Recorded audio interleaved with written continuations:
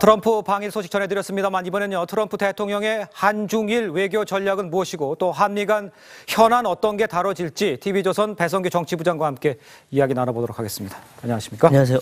자, 이제 아시아 순방에 대해서 이제 시작을 했는데 트럼프 대통령은 어디에 중점을 두다고 볼 수가 있겠습니까? 네, 일단 일정을 보면 트럼프 대통령이 12박 13일 동안 일본, 한국, 중국을 잇따라 방문하고 또 베트남에서는 에이펙 정상회의, 필리핀에선 동아시아 정상회의에 참석합니다. 이렇게 길게 가는데 이 순방의 목표는 크게 네 가지로 보입니다. 첫 번째는 1차는 북핵 해결이고요. 그렇죠. 그다음에 이것을 위해서 한국, 일본과 동맹을 강화하려고 할 겁니다.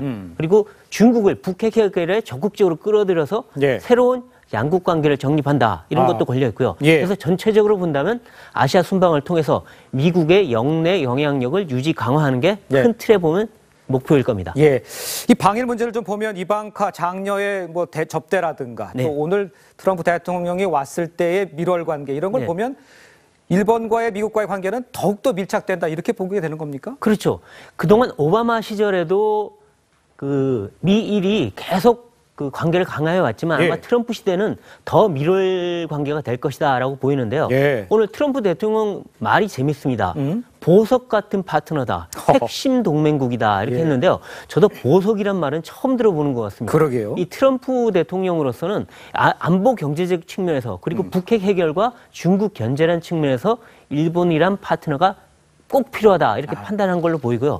다만 오늘 다른 말도 좀 나왔는데 무사인 나라인 일본이 왜 북 미사일 그냥 날아가는 거 놔뒀느냐 이런 얘기도 나왔는데 일본이 보다 적극적으로 행동해달라 이런 메시지가 아닌가 보입니다. 우리도 이제 방안에 맞춰서 이제 준비를 많이 했고 의미를 부여하고 이러고 있습니다. 그러면 일본과 비교해서 좀 우리의 방안에 대해서는 어떻게 의미가 있고 어느 정도 차이가 있는지 좀 분석을 좀 해보죠. 네, 일단 뭐 외형적인 걸 일단 단순 비교를 하긴 힘들지만 좀 몇 가지 포인트는 있습니다. 우리는 국빈 방문인데 1박 2일이고요. 그렇죠. 일본은 공식 실무 방문인데 2박 3일입니다. 그리고 정상과 식사 자리, 이거 별거 아닌 거 보이죠? 굉장히 중요하거든요.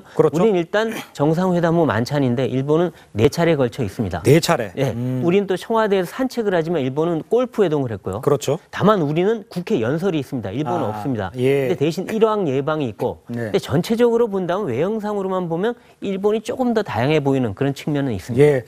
자, 그러면 이제 방안에 대해서 이제 정상회담이 열리지 않습니까? 이렇게 되면 물론 이제 합의가 돼서 진전이 되는 내용도 있겠습니다만 이견이 표출되는 것도 있을 수 있잖아요. 그렇죠. 어떤 것들이 있는지 좀 쟁점을 하나하나 좀 짚어보죠. 이 현안이 굉장히 많은데요. 일단 지난 한미 정상회담 때부터 다뤄온 사안인데 한미 미사일 지침, 핵 잠수함 도입 이 문제는 추가 논의가 될 가능성이 있습니다. 그렇죠. 그리고 대북 제재 문제도 같이 하고요. 이렇게 해서 이런 것들이 진전된 결과가 나올 수 있다. 이런 얘기가 나옵니다. 요 세 개에 대해서는. 근데 다만 합의 도출이 쉽지 않은 것들이 꽤 있습니다.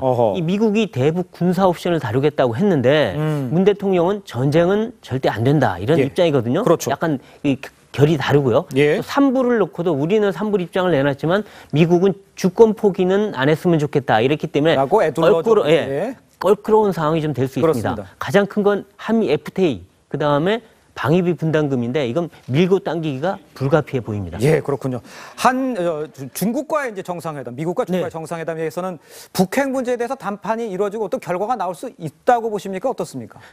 그동안 트럼프 대통령이 중국에 대해서는 적극적인 역할을 해달라 하고 압박을 시종해왔는데 이번에 정말 담판을 짓겠다 이런 얘기가 나옵니다.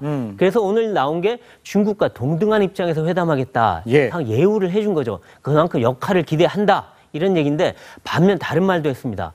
미국이 육해공 우주를 다 지배하고 있다. 우리를 과소평가하지 말라. 이게 사실 북한한테 한 얘기 같지만 중국한테도 경고를 한 거예요. 그러니까 북핵 해결의 파트너로서 기대를 하지만 아시아에서 힘의 우위는 이번에 확실히 보여주겠다. 이런 양면적인 메시지입니다. 알겠습니다. 좀 지켜보죠. 지금까지 정치부 배성규 부장이었습니다. 고맙습니다.